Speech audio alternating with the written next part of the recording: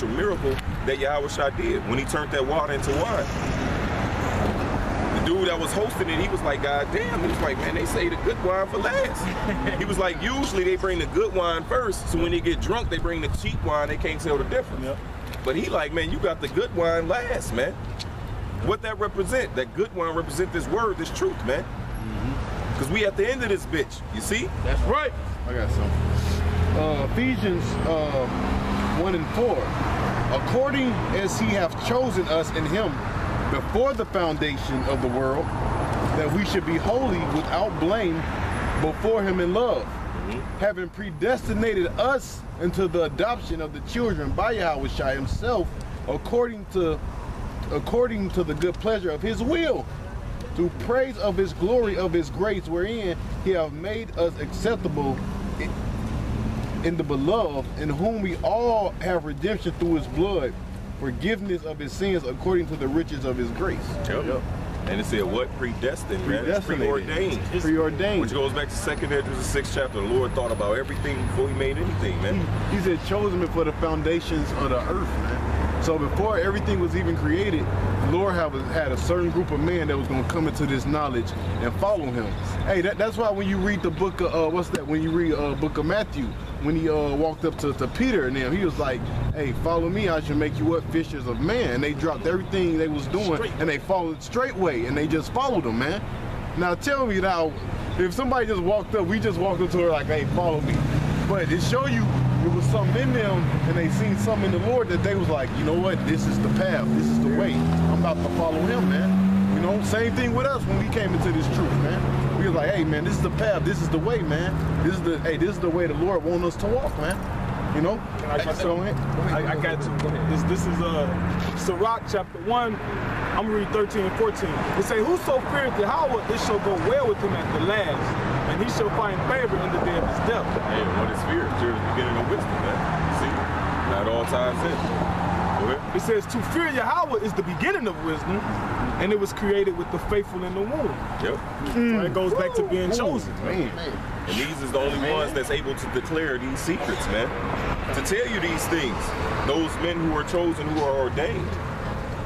To break these scriptures down, man. To warn you of what's to come. You know? Because, like if I may say too, because like when the brothers start off, when we got on the subject, he said, we didn't just wake up one day and say, we're going to come out here and preach the word and be made a spectacle, let people laugh at us and criticize us and ridicule us. So when you go into the scriptures, this is, hold on, so like I think I got it on my. Hey, cause it's like Amos, man. Yeah, can I get this right quick? When the Lord called Amos, he was like, man, shit, I'm not a prophet, neither was I the son of a prophet. Yeah. He was like, I was a shepherd, man. I was a cattle herder. Hey, back to Samuel. Hey, Samuel thought Eli was calling him, man. Right. Yeah. He said he came through. Going back and forth. But that shows you that a man gotta teach you. Yep. He gotta let you know, like, no, that's the spirit of Yahweh Yahushua. That's right. So Amos was not Amos. Samuel. Isaiah 30 verse 20 says what? Thy teacher shall not be removed into the corner anymore. The next verse says what? That thou shalt hear a word behind thee. Who taught you how to discern between that word, man? Because we hear all kind of thoughts in our head. Who taught you how to discern between that? You see? If I can expound on that scripture, it says this is 1 Samuel chapter 3, and I'm gonna start at 20.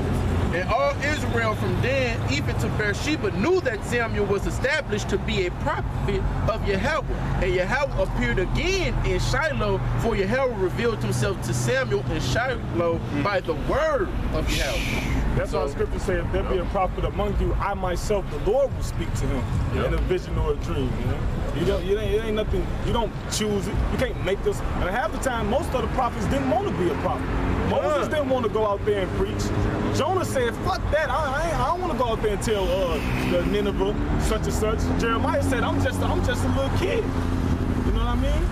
If you have something. This is Romans chapter 9 verse 11. It says, for the children being not yet born, neither have done any good or evil, that the purpose of Yahweh according to the election might stand. That goes back to that scripture Nedra says, everything that the Lord thought about everything before he made it. So it ain't got nothing to do with what you feel right or what you feel wrong. Like the script, look, the movie you don't press play before the script written. By the time you press and play, by the time you going to pay your ticket to watch the movie, the script already been written, the plot, the characters, all that. It's already thought about, it's already set up. Right. I got a little more. It says, not of works, but of him that calleth. Said it is said unto her, the elder shall serve the younger, and as it written, Jacob have I loved, but Esau have I hated. Now back, so the point was back at the top. It says the children being gotten there born, not having done good or evil. It's just basically saying, you know, a person walks up to you, he doesn't know nothing about you, but he's saying, I like you and I hate you. Like, damn, you don't even know us. But why he can do it because he made it. Yeah, he do it because he made it. Like when you make something, you're not governed by what you made, man. Like you do it all the time. You ever, as a little kid, you drew something and you didn't like it, but your friends liked it, but then you balled it up and threw it away. Oh, why you balled it? Why you thought I like that? No, I do whatever the hell I want to do. It's like a child. Hey, you buy your son 2 action figures. Yeah. He make one the fucking bad guy that he throw a fucking away. Hey, that's his decision, man. That's right. Why? Because the potter has the power over the clay, man. Right. To make one unto dishonor, one unto honor, man. It's written. Yep. You know, so it said not of works, man. Because why? Because it was predestined. It goes back to what? We all set up in. It's all set up in the spirit. It's all set up in the spirit. What we've been teaching for the last 10, 15 minutes. You know. Hey, this brother had a question, man. I don't know. I just want to know what y'all represent. Oh, okay. He said the 12 tribes of Israel, but I don't even know about that. Well, pretty much, man. You believe in the Bible? What I was taught. I was raised Jehovah's Witness. Okay. When I went to prison, I studied Islam. Well, before Islam, I studied Christianity. They throw it down your throat quick. Right, exactly. I mean, that shoved down my throat. Hey, bring Cesare over here. You got Cesare? We ain't got we got the other one. We got this guy. Okay. Well, this guy, the reason they shoved this down your throat, the brother get Revelation 11 and 8. And then the brother hold Proverbs 21:16. I got this Revelation 11 and 8. The reason they shoved this down your throat is because this is the sign of your oppression. You see, this is the sign of their rulership, that they stamp, that they're superior. If they push this and say that this is God, see, this is Jesus Christos, is what they call him. This is actually Cesare Borgia. He was the son of Alexander VI, Pope of Rome. You see, his name was actually Rodrigo Borgia, 13th Pope. You know what I'm saying? So this guy actually lived. As you can see, all his crimes written here. All this is written in history that this guy actually did. He murdered his brother because his brother was sleeping with his sister, which he was sleeping with his sister because he was jealous of it. You know what I'm saying? He did all kind of madness, which anyway, he's an Edomite. Because the whole thing goes into Jacob versus Esau, Genesis 25th chapter. But First Chronicles. Revelation 11 and 8. Revelation 21:16. all right. Revelation 11 and 8. And their dead bodies shall lie in the street of the great city, which spiritually is called Sodom. So this great city is spiritually called Sodom. Sodom was known for what? Homosexuality. What did Obama pass just a couple years ago? The gay agenda. You see what I'm saying? So you can see. That great city is America. Yes. That's the great city. Yep. So you can see how this place is called what? Sodom.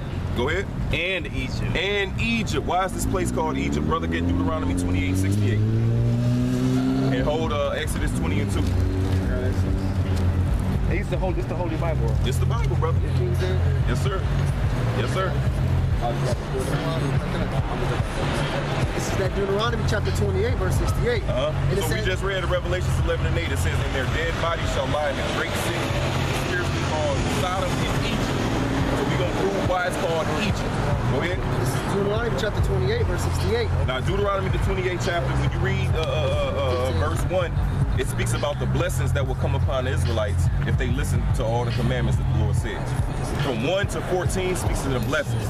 Now, when you start at verse 15 all the way down to the last verse, which is 68, it speaks about the curses if you wouldn't, if the Israelites didn't obey the Lord. Right. So now I'm gonna just read because we just gonna jump straight to the main curse. Do we got the slave ships? I got it right here. Okay. Part of the sign right here. 20 and 2. Go ahead. Let's go. Same one. This is Deuteronomy chapter 28, verse 68. And it says, and the Lord shall bring thee into Egypt again. So now we could go through history. When did the Israelites go back into Egypt as a nation? Now Moses delivered us out. When was it recorded ever in the scriptures or in history that the Israelites was brought back into Egypt again as a nation? You see what I'm saying? That never happened in history. But we gonna see when did it happen. Keep on. It says again with ships. With ships.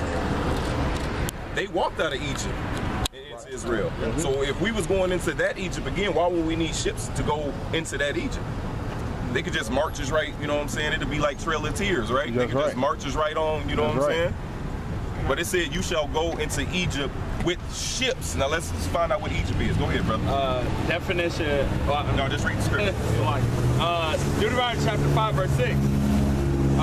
Read it verbatim what it says. Yeah. Okay. I am the Lord thy God, which brought thee out of the land of Egypt from the house of bondage. From the house of bondage. So that Egypt represented bondage, slavery. Why? Because they were slaves in Egypt. It wasn't actually talking about the physical Egypt. It was talking about this Egypt over here, America. You was going to be brought into captivity again with ships. That's why on the back of your dollar is what? What's on the back of your dollar?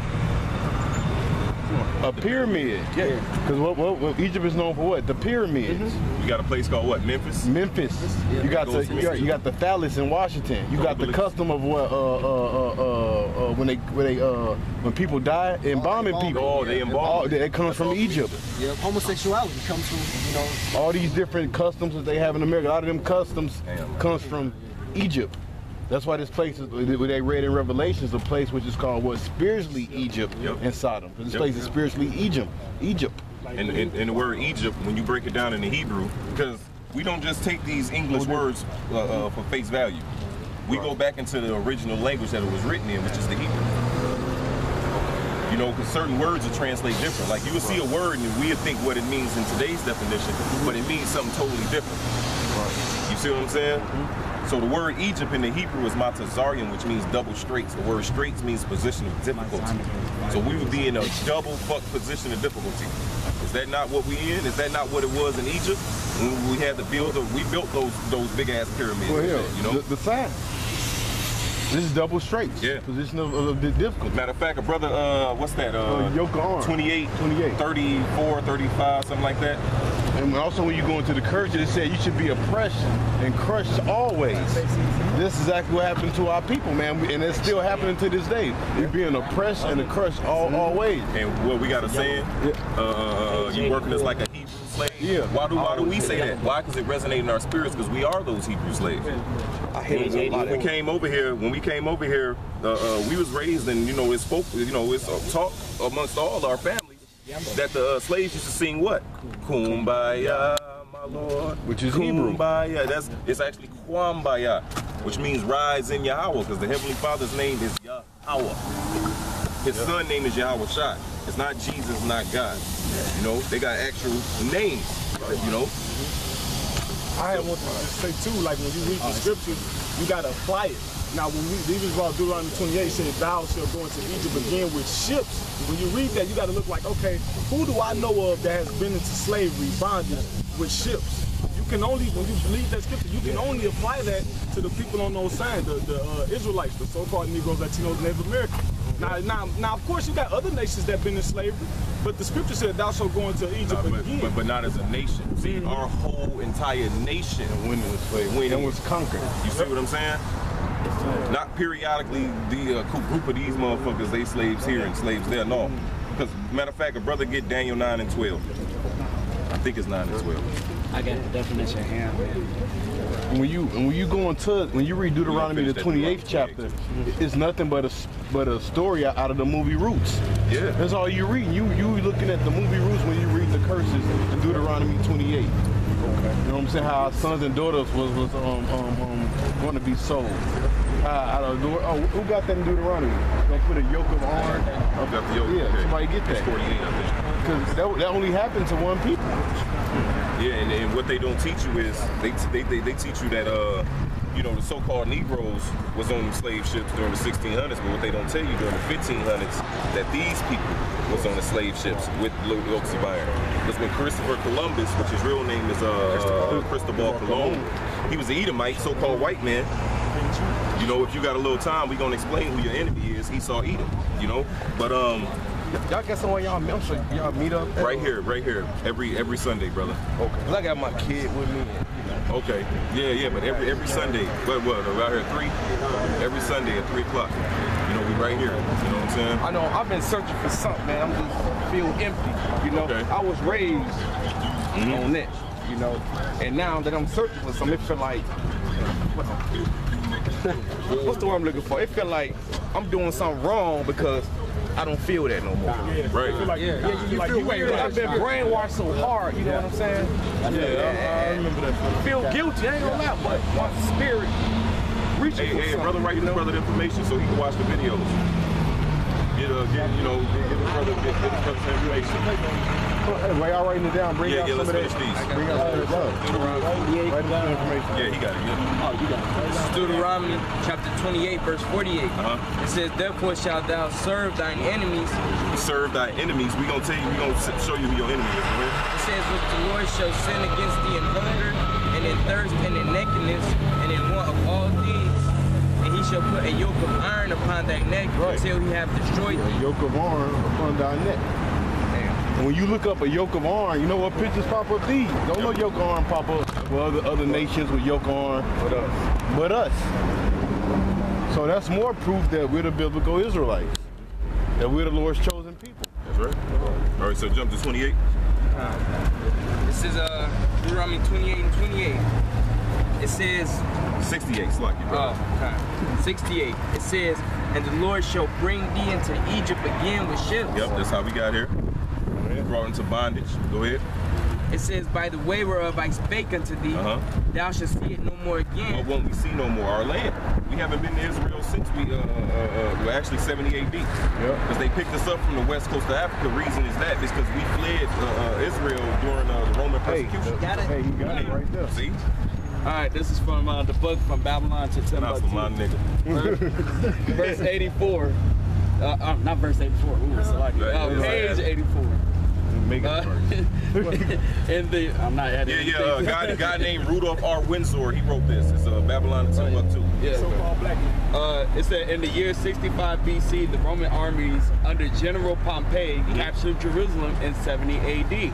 General Vespasian and his son. See, now in 70 AD, General Vespasian and his son, so it was conquered 64 BC.